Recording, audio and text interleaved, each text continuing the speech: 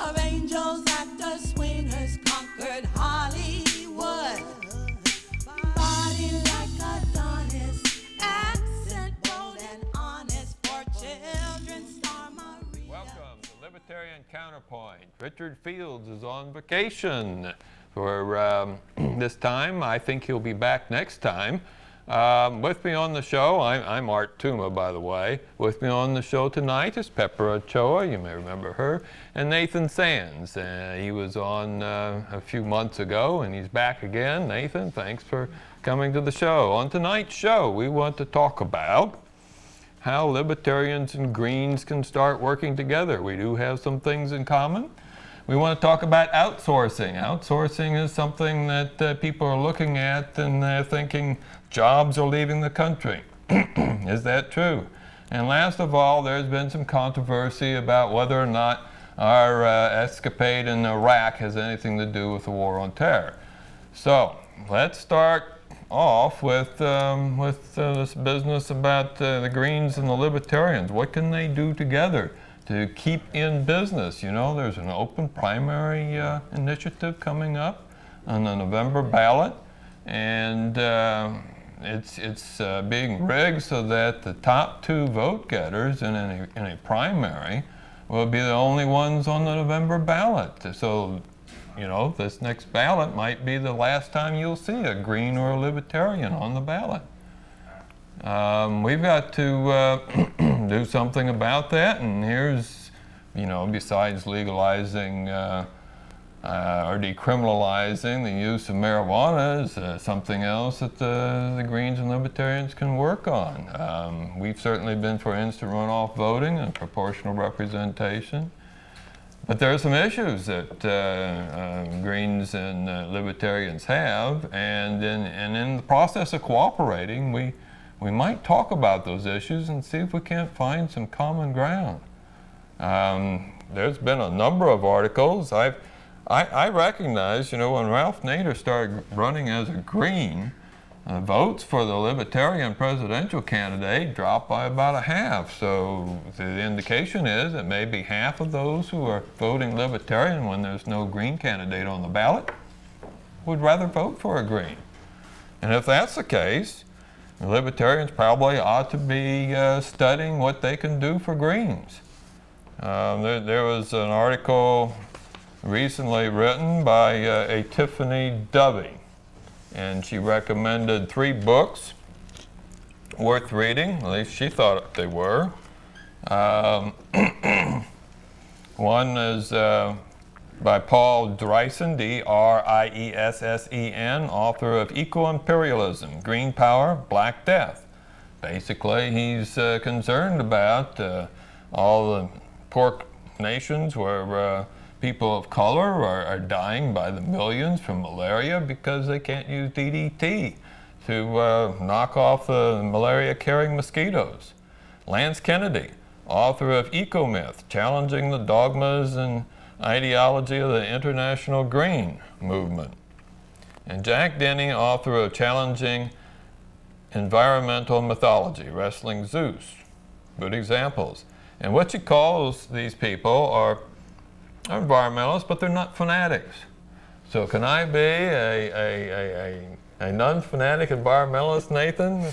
Well, it's difficult. I think it's a complicated issue that a lot of people don't understand. And, you know, I think everybody knows that a third party is better than the 2 parties.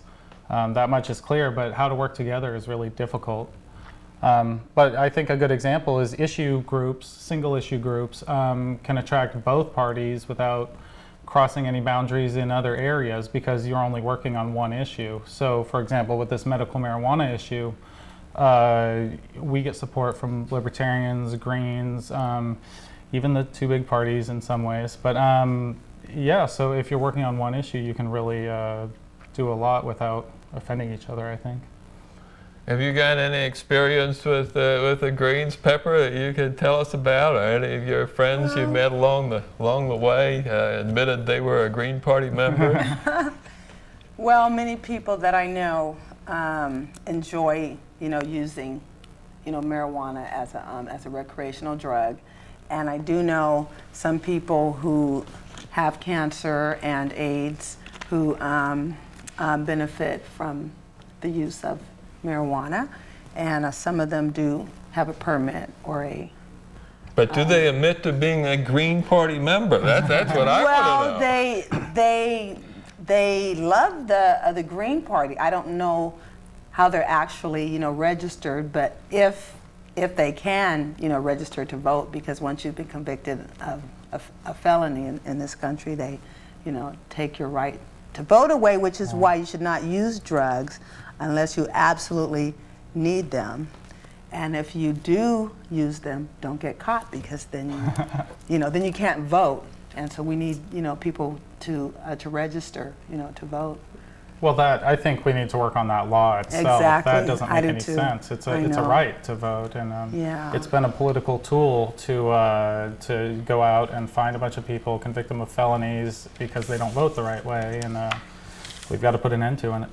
Yeah. There's an interesting website that I get referred to every once in a while. I actually get my news via the internet, and it's pre-sorted by a number of services, and they direct me to a number of websites. One of them is called Strike the Root, and it quotes Henry David Thoreau. There are 1,000 hacking at the branches of evil to one who is striking at the root. What I like to point out is that Henry David Thoreau kind of stands at the root of both the Greens and the Libertarians, because he's written two seminal pieces of literature, one being Walden in 1854, which is about the pond he was living next to, and Civil Disobedience in 1849, which was kind of an afterthought after he was jailed for not paying taxes. He died a young fellow, and in 45, in 1849 he was only 32. But he wrote a lot. He was certainly averse to taxes, slavery, subsidized churches, and foreign conquest. At that time we were having adventures in Mexico. I think we actually occupied Mexico City at one time. And he couldn't stand the thought of paying taxes to support that. He didn't like the idea of having to turn runaway slaves back over to their owners, which was the law at that time for everybody living in the northern states. Runaways had to run all the way to Canada before they could actually be free. But the point here is that if Thoreau could embrace both nature and liberty, why not we? And I think we really ought to look at him as inspiration and see what the problem is. A lot of it comes down to our understanding of what is ours. In other words, what's yours and what's mine. And there's been a number of articles recently on that. Broderick T. Long, author of Reason and Value, Aristotle versus Rand, examined how possession comes as an extension of what we choose to do. And if we want to improve a piece of property, then we ought to have a claim to our improvements. There are others that think that it's not easy to define what is yours and what is mine, and especially when it comes to environmental issues, it's a difficult situation. But I think free market environmentalists would like to try as best they can to allocate property ownership. Because it's an easy way of determining who does what, who makes the decisions. And quite frankly, the largest private owner of land in America is none other than Ted Turner. And I don't have any apprehension about how he might manage his land. You got any? Do you have any apprehension? He seems to know what he's doing. Yeah, you're right. It is a complex issue. I don't, to be honest, I kind of fall in between the Greens and the Libertarians on this one because I think there has to be common sense in the whole process, and there's not right now. But at the same time, I'm not sure I want it completely hands off. I don't want. I know what people have done, even when the laws were against them, to ruin the environment, and I don't want that. So I think there has to be a balance there. Pepper? Well, what land does Ted Turner own? I think Where is it? his ambition was to own a little piece of land in every state of the Union. At least that's what he wrote at one time. And by now he probably does. So you're sure that Ted Turner owns more land in this country than some foreign countries do? Because aren't there some foreign countries that own land here? Not to my America? knowledge, unless you consider Corporations, maybe. yeah, corporations or the UN through designation of heritage sites. You know, Yellowstone Park, for instance, is designated as a heritage site, and then any activities adjoining the park, such as mining activities, Wow. are influenced not so much by American laws, but by the fact that it's designated by the UN as a special site. And so when you talk about foreign countries, yeah, through the UN, practically all the sites that we value here in the United States has come under the purview of people in foreign nations, and that's it. One of the reasons why libertarians well, they worry about the UN. It seems like it's another government power that could usurp our own federal power, which is certainly, you know, the federal government itself owns 30 to 40% of the land, especially in the western states. So the problem I saw, you know, I did work for the federal government for a number of years. It's the idea of what is an environmental harm, and you know, it's kind of like Marx saying everybody should be given stuff according to their need. It comes down to the definition. What is the harm? And the definition often depends upon who's speaking. Right. And when you have fanatical environmentalists in the government making decisions as to what is harm, the sky's the limit practically. Yeah. And so there needs to be more decision making, and I think the best way of distributing that decision making is to let owners certainly decide what they want to do with what they have invested in. And anyway, that's where we are with the Greens. And another problem I have with Greens is when they show up in company that I would not like to associate with. Here's a book called Insurrection, as if insurrection was something that somebody wanted to participate with. Almost every radical, non-profit organization and pressure group conceivable makes an appearance in this book called Insurrection. It's written by Keith Danaher, D-A-N-A-H-E-R, of the group Global Exchange, and Jason Mark, a journalist. They believe this political movement will be marching down Main Street, USA. It's made up of, quote, environmental activists. Boy, that's first group to identify. Human rights groups, trade unionists, and countless other citizens of conscience. And here's some groups: AFL-CIO, National Labor Council, Friends of the Earth, the Rainforest Action Network, we've heard of them, Sierra Club, the Ruckus Society, I never heard of them, Public Citizen Environmental Defense Fund, yes, they're called now Environmental Defense, George Soros Open Society Institute, the Institute for Policy Studies, and the National Lawyers Guild. John D. and Catherine T. MacArthur Foundation provided financial support for the research and writing of this book. Well, I understand that their activities are getting scrutiny in this election season because they're running ads to counter George Bush's campaign ads, and people are wondering if that is properly covered by the financial campaign contribution laws that were recently passed, the Feinstein-McCain. I have a legislation. question. Yeah. I have a question regarding land ownership.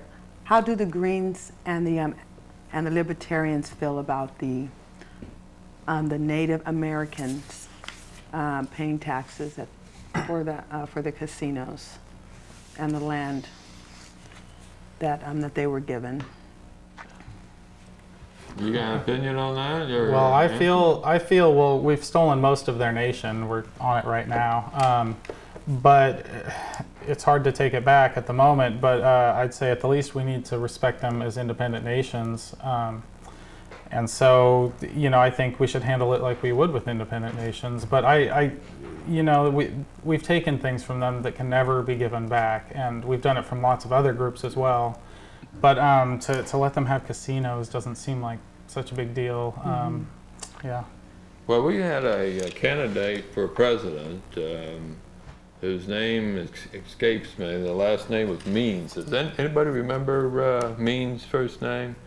But he was in that Pine Ridge affair and been an Indian activist for a number of years. And I just read some commentary, maybe it was an interview with him, and he's of the opinion that we really don't need a BIA, Bureau of Indian Affairs, telling the Indians how to run their lives. He thinks that being wards of the federal government has just been the worst thing that has ever happened to a group of people, and he wants to liberate them.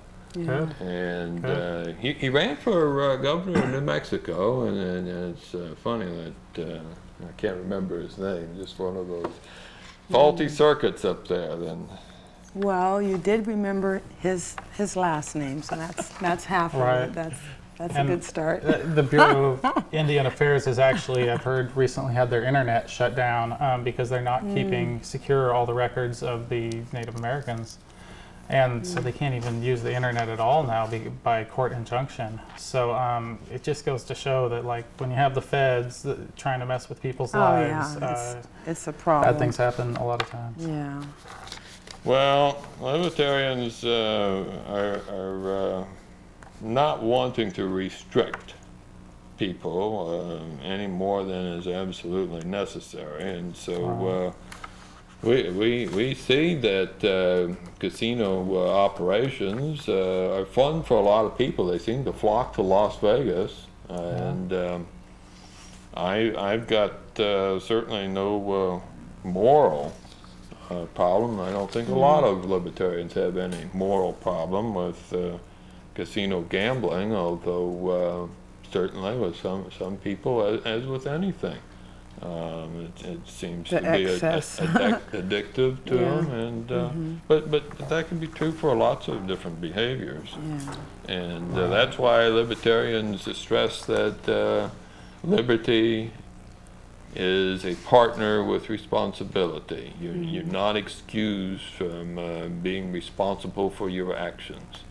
And if you want liberty, you have to exercise responsibility. Exactly. Right. And I have one more question too. Governor Schwarzenegger wants to ask for I think a 25% tax on the profits from the casinos. I think currently they're paying 15%, and so he wants them to. I want to pay see more our money. government be efficient before we even go there. I think we've got to quit wasting money before we start talking about stealing more. And we've got $1 million artwork in government buildings here that are state-owned, and I'd much rather sell that and I know. leave the Who would Native buy it? Americans alone. Well, isn't state government itself a kind of a gamble, except that people are being forced to pay through taxes, and they really have no choice about when to quit, Well, unless you move out of state, I suppose. they're either paying through campaign contributions or taxes, one way or the other. It depends Yeah. which side they're on. But But the thing is, everybody pays because the cost of anything you buy has to cover all the costs that go to paying for government regulation, and the government regulation certainly has costs, including campaign costs. So the consumer is the final payer, and we pay for government extracting money wherever it can in the final cost of goods, and we should always be looking as to whether government is making good decisions. And my experience is no.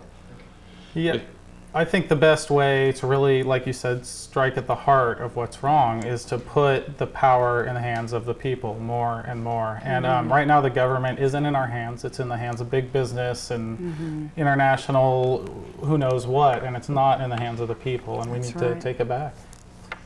Well, when business starts sending its work overseas, that certainly is an alarm for a lot of people. But I think it's kind of like the broken window fallacy. People can see when something is broken, and they can see that there's work involved in fixing it. And I wonder if the same thing is true here. To continue the broken window fallacy, what is not seen is what the owner or the shopkeeper who has his window broken does with the money that he spent fixing the window. I mean, he's going to spend that money on something else, and someone else will benefit from what he spends that money on. But that's unseen. People, that doesn't make the news. Broken windows make the news. Outsourcing jobs to foreign countries seems to be making the news, and people are seeing that people in India and maybe China now are doing work that we used to do here, and they're wondering, are we losing jobs? Are we, Nathan? We're losing jobs. I think the theory espoused is that we're losing the lower jobs we don't want, and we're going to retrain everyone to manage the rest of the world, it sounds like. I'm not sure how to feel about that exactly. Have you run into anybody who's lost their job to a person in India? Yeah. Well, when we opened today's show, you all heard the song that I wrote, Schwarzenegger is a Winner. My next song that I'm working on now is called Hired Me, Fired Me. And I'll mention the fact that people are, losing their jobs because of outsourcing. I remember many years ago when I lived in New York City, 20 years ago, I think, I sold handmade brass earrings in Greenwich Village, and the gentleman who did the manufacturing was very, very talented, and he would make, I don't know, maybe like a couple hundred pairs every week, and he told me at that time he would like to move his manufacturing company to South America somewhere, because it's cheaper there to manufacture. So I'm sure this idea of finding cheaper labor for people that make widgets and gadgets and things we take for granted here, that concept of finding cheap, willing labor has been around, for years and years. And I guess now there's more of it, because we have, technology now, and there's more, immigrants here, and workman's comp, I'm sure, has a lot, like to do with it, and the cost of hiring us spoiled Americans, because I'm not going to work for $6 an hour. What about you? So. Yeah, well, I think we have to make sure.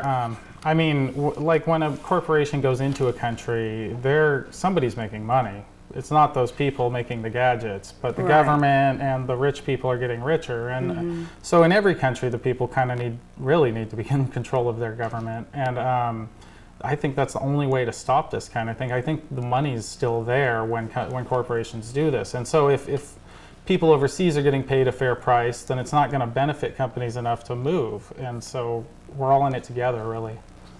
Well, Treasury Secretary John Snow said outsourcing is part of trade, and trade makes the economy stronger. And growing and expanding American economy creates lots of jobs. And there are researchers who say that there are foreign companies who are actually bringing more jobs in America than what we're losing. So the last topic is whether or not Iraq is part of the war on terrorism. We only have a couple seconds left to ask that. What do you think? It is now. Pepper, what do you think? Yes, indeed. So you think Richard Clark was kind of off base in his testimony? I don't think so. No, I mean, I think he's right. I think book. we've attracted the terrorists there. Anywhere we're going to go, we're going to attract them now. Well, thanks for watching. This has been Libertarian Counterpoint. Look for us again next time, same station, same time. Gays, lesbians get married. Same sex, what's the worry? Millions saw you naked in Terminator 3. I said millions saw you naked in Terminator 3. Millions saw you naked.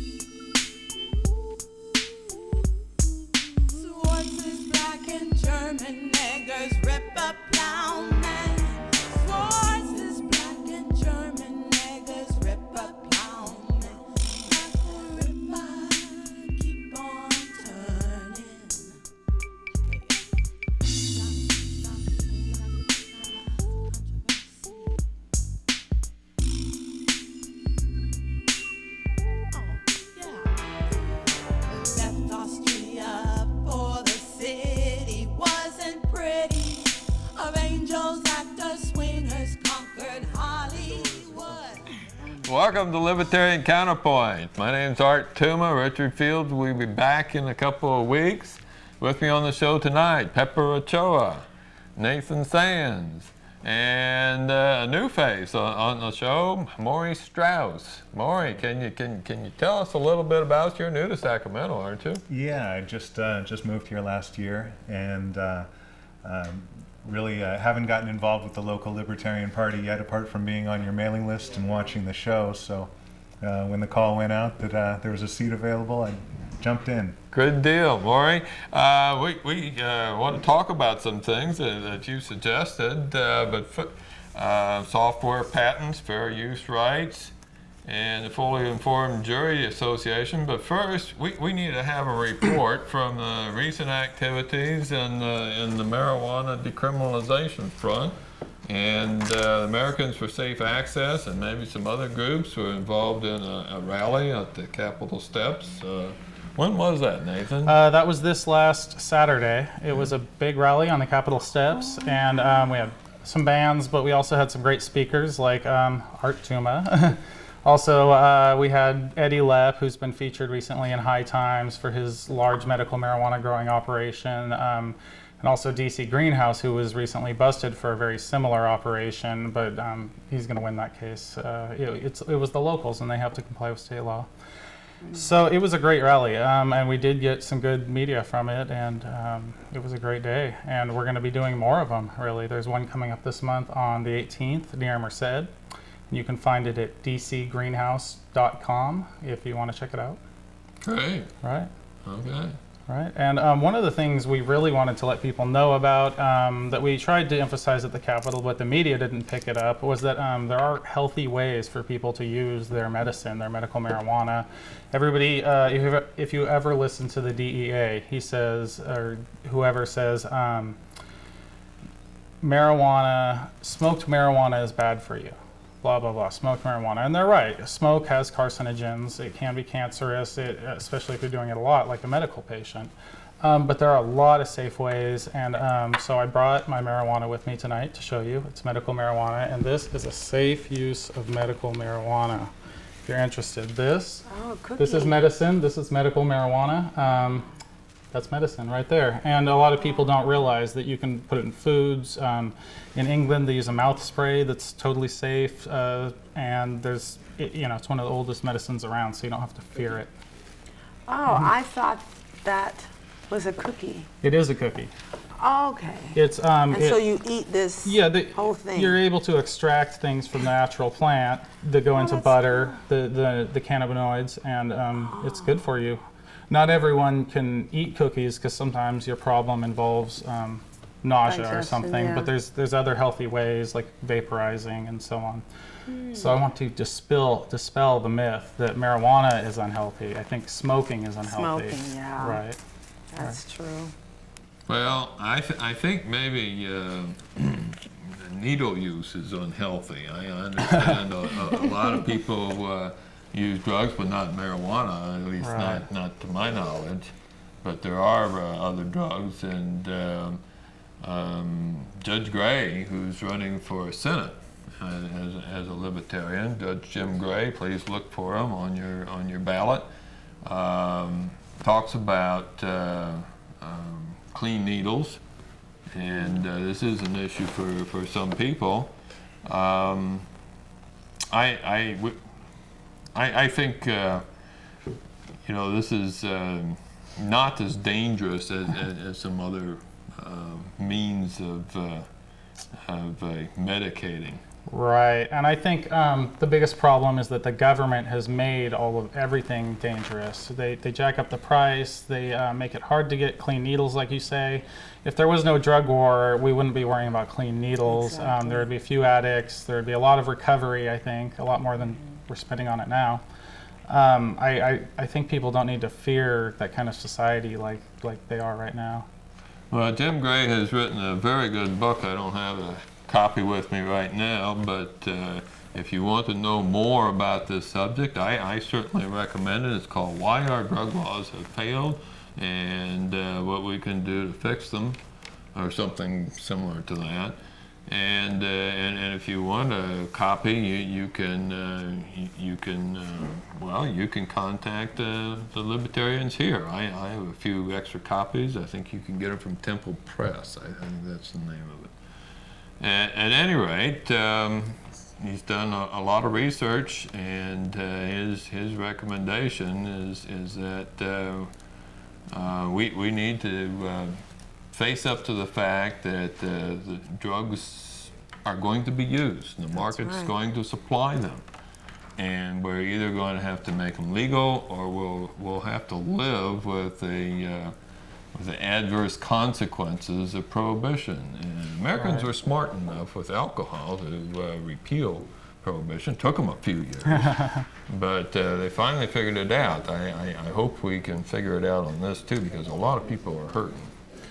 Right. This really hurts all levels of society, and yeah, it is a war, is what people don't realize. It's a war on our own people. It's a civil war. It's appropriate that Nixon called it a war. This is Nixon's war still. And also, I think what people need to know about is that I lost my train of thought. Oh, I'm sorry. But property, your first piece of property is your body.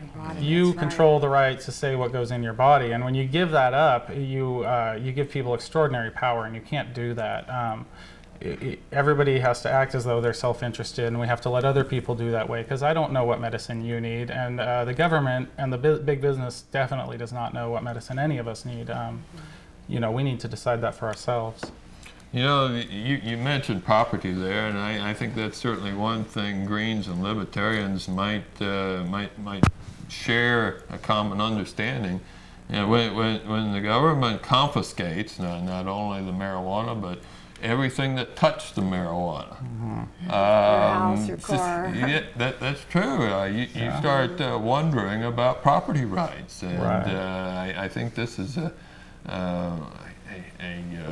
an epiphany for some socialists when they find out that they've got nothing left after the government took it all away. Right. So if we can agree that there's property being stolen by the government when it confiscates stuff, they call it forfeiture, asset forfeiture. Isn't that a nice name? Put a sweet name on it, and they'll get away with murder if you let them. Right. It extends. Property isn't always a tangible thing. It can be just ideas. There was a person that gets quoted, and the name escapes me, that he said he had rights in his property, and he also had property in his rights. So just having, it's a quantity. And we'll talk about that in a little bit. But first, let's talk about this business of fully informed juries, because I've been to some of these marijuana trials, and I've often wondered if the more informed jurors aren't weeded out in the jury selection process. Yeah, it kind of seems like the jury selection process is a game sometimes, but it's even worse when they compound it by not letting people have key pieces of information. For an example, in the Brian Epps trial, they did not let the jury know that it was medical marijuana. They never let those two words be put together in the whole trial. So people were thinking, this guy seems like a nice family guy. Why is he growing marijuana? And what's the big deal? And even then, they think it's not a big deal, but they don't know they can vote their conscience. And I'd like to say, vote your conscience, see what happens. You're not going to get arrested. If you put the law before your conscience, you've got things messed up. Yeah, that's right. So what is the gist of this fully informed jury business? Here's a pamphlet. I think the gist of it is that we have the right to nullify. It's part of the checks and balances system. We're the last line in the series of checks and balances, and when we see something, a prosecution happening, and we're on a jury, and we don't believe that the law that was violated is just, we have the right to vote them or to find them not guilty. And and it's quite a powerful tool.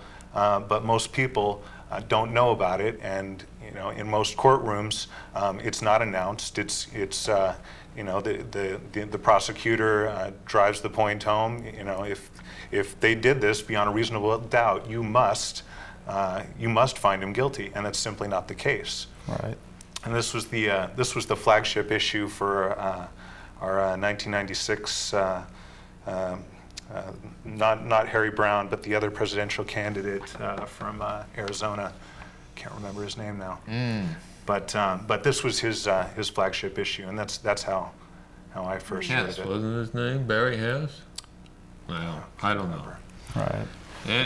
Anyway, this business of jury nullification is nothing new. It has a tradition that goes back before the beginning of our country. If I recall correctly, and I actually studied this at one time, and it seems like only in the last 100 years that judges kind of took it upon themselves to not inform the juries that they had this right. And really, it's incumbent on us prospective jurors to learn about stuff and on our own, or from sources other than a judge. Judges do not rule the country. Like you say, we are part of the checks and balances. And certainly we see in the O.J. Simpson trial, the jurors seem to have discovered jury nullification on their own. It's nothing really unusual, but something we should learn more about. Right, and I think that's the whole point of being judged by a jury of your peers. If they're your peers, they're going to know if it's a big crime in their community or not. People know that some guy growing medical marijuana is not harming people. They're worried about meth labs. They're worried about big problems. Well, Judge Gray does have a problem with being obligated as a judge to inform juries of this option. And I think there's, being a judge, he's probably more sensitive to what other judges think. He's been a judge for 20 years in Orange County, and probably has some experience along this line. But in his book, Why Our Drug Laws Have Failed, he explains in a footnote in chapter 8, I believe, how he doesn't want to be obligated to tell juries that they have this right. And I think that's fine. It's just incumbent on the rest of us who would be jurors to learn and know what that right amounts to. That's right. I feel like it is a moral issue, and I believe that moral issues come before legal issues. But if somebody else doesn't believe that strongly, I'm not going to, as a judge, I don't think the judge has to inform them on moral issues exactly. I think they should have their own strong moral convictions, and maybe their priest should be informing them about jury nullification, for example. Well, now there's an idea. Right? Why not? It's a moral issue. You have to do what you feel is morally right, and if you see something going on that's wrong, it's morally incumbent on you to act the right way. That's just common sense, isn't right. it? It should be, but it appears that it's not always the case. Well, where is the morality in using software in a way that the originator didn't intend for it to be used, like duplicating Microsoft? it and giving it to someone else. But that's actually a different issue, isn't it? Let's start with software patents. Should software functions be patentable?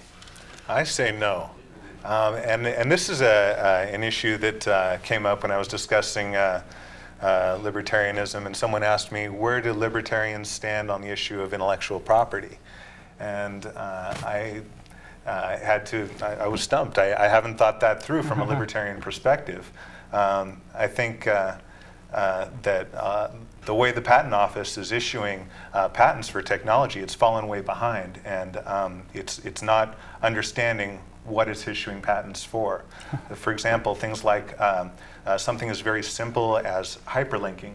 There's been a patent awarded for that, and trial lawyers took it to court, and thankfully they lost, because without it we would have no World Wide Web. But there are also a lot of other ones being generated all the time. In fact, a trial lawyer in California filed a patent in '99 and just received it concerning the use of how an email address corresponds to a web URL, and it's completely It's archaic. It's just obvious concepts, and the patent office is just granting them. So I think it's an issue that we need to. Well, Apple address. tried to patent that point and click business, and that got denied, didn't it? I mean, the Microsoft got to be able to pick up on that and run away with it. Right. Well, I think one thing we can do, I'm not sure about the issue exactly, but I like Linux. Linux is free software, and everybody keeps improving it together as a world community. And so forget those other guys. If they can make a profit, good. But I think as we go more to free software, it's going to be hard for them to make a profit. And the big guys would be Microsoft. Microsoft. Well, I just want to make sure that the point is clear that these patents are not always getting struck down. One of the most famous ones, Amazon's one-click patent. One click, you've got an account, you put something in your shopping cart, and you can check out in one click. Should that be patentable? I don't think so. No. But Amazon won a suit against Barnes and Noble, based on that on that patent. So there's a lot of it How long do happening. these patents stay in effect? Boy, Years. it is years. It's upwards of 20 years, I think. Yeah. It's not as long as copyright, but it lasts quite a while. Well, certainly there needs to be some incentive, and in the Constitution, I believe you'll find some authorization for the federal government to award patents in order to encourage people to find useful things and be compensated for their discovery. We benefit from it, but I suppose that it can be abused. There's an idea called fair rights, and that's another topic that Maury's come up with here. Fair use law says we are entitled to duplicate copyrighted works for archival purposes, and yet some people are apparently copying it for other purposes, and That happens too. That gets the people who are copywriting such things as music worried. In fact, there's some music outlets that are looking at declining sales, I think, because of this. Isn't that true? There is, that's one of those areas where there is conflicting data, and it's one of those things of statistics manipulations. I don't know that I think you're talking about peer-to-peer trading, music trading. I don't know that that's actually hurt them. Of course, the RIAA and the MPAA, the motion picture and recording industries, they say it's hurting them tremendously. But these are the same people who panicked when the VCR came out and said it would kill the movie industry. And what happened? The movie industry exploded. They got, not only did the theater, attendance swell up, but they got this huge aftermarket, which is worth even more. So. Well, Right. I think people will always copy CDs for each other, but I think a lot of people want the original still. They want the picture of the celebrity. They want whatever And the album benefits come with cover, that. the cover. And so I think it'd be nice for the recording industry if they could stop that kind of CD copying, but I don't think it's possible. You'd have to completely invade everyone's lives and find out what they're doing to ever put it to an end, and that's not an option, really. Well, I think there are some groups, like the Grateful Dead, that probably would be ignored if it weren't for the fact that they let everybody record. Right. And I think that's a real tribute to them, and their legacy lives on because of that. Right. Right. If you're creative and if you're not greedy, you can survive as musicians and have a great time and get a big following. But there's a lot of greed out there, and it's their right, as we say. But they're going to have to be more creative to protect that right, I guess. Well, we still got a few minutes left, unless there's something else we want to discuss on this. Pepper came up with some topics here. Pepper, you want to lead us through these things? You were just looking through the newspaper, I guess, yesterday or today? Well, I listen to the news every day, and I watch TV every day, and I read the paper, and I talk to you sometimes. But I just want to get back to sharing music, copying music, because I have a 3-song CD, and I have a website, www.drpepperskaraokeband.net. And karaoke music is instrumental music. And so what I did, like for my CD, was to use their music, and then I changed the lyrics or add lyrics, to the CD. And then I have my own, CD. And so I don't know if I don't know. I don't think anybody cares, because if I share it with friends, I don't see any problem with that. But I like the Grateful Dead's, idea, just it's a compliment, when someone copies you, and and if I were rich and famous, and if I make over like $100,000, from the Schwarzenegger is a winter song, maybe I should pay Too Short 10% because I used his music. But if I just make $500, why should he care? Yeah. Well, he didn't write the song, though, did he? Well, the music, right. though. Whoever- It was instrumental music, yeah. Whoever wrote it. Yeah. Well, it definitely, the peer-to-peer music trading can be a real boon for small and independent bands. I mean, like you said, that's one of the reasons the Grateful Dead just proliferated. But and at the small end, so it's gaining publicity, and at the larger end, I don't really feel a lot of pain for bands like Metallica, or rolling in the millions. Fine. They're saying that they're doing this for a noble cause, but it just doesn't look that way to me. Right. Well, here's an interesting item. You want to lead us to this one? Sure. This is Sure. This one here, yeah. the Lacey and Connor Law. Yeah. As all of us know, Scott Peterson did kill his wife and unborn child. And so there's a law now called the Lacey and Connor Law, and it makes it a federal crime to kill a pregnant woman, no matter how far along she was in her pregnancy. And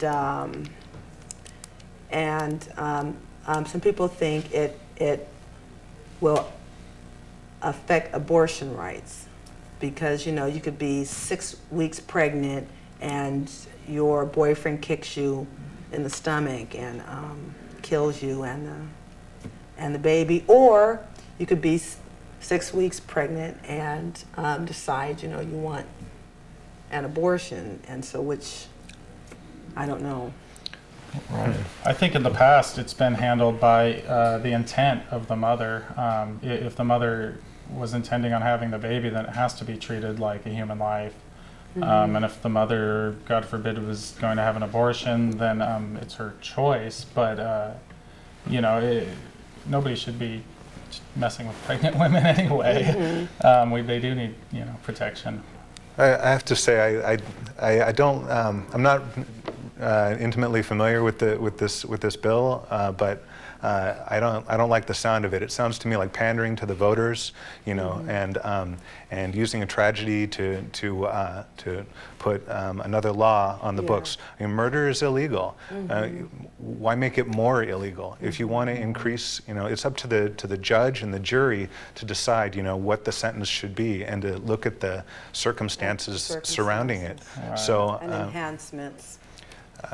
you know, I don't know that that's really accomplishing anything. Well, it's got a lot of people worried that who have worked very hard to get a woman's choice protected in this country, because up until '73, abortions, I believe, were illegal, and there were a lot of women who were so desperate they essentially killed themselves, and in doing so, they lost a fetus as well. Certainly that's not an acceptable alternative. And there's certainly a lot of pressure on those who are providing abortions. They get a lot of criticism. And so it's a worrisome situation when we have lawyers deciding how physicians should carry out their practice. And to me, it's a similar situation with respect to drug laws. You know, lawyers again deciding how physicians should carry out the practice. And I agree with you, Maury. We should get the government out of this. I hear some sound in the background. Does that mean we're about done here? Can anybody give me a clue? Looks like we're about to wrap up here, folks. I appreciate you tuning in. Hopefully, Richard Fields will be back to carry on in a couple weeks. Until then, do what you want to do without harming anybody else. That's the non-coercion way of libertarians, and we'll see you then. And be responsible for your decisions.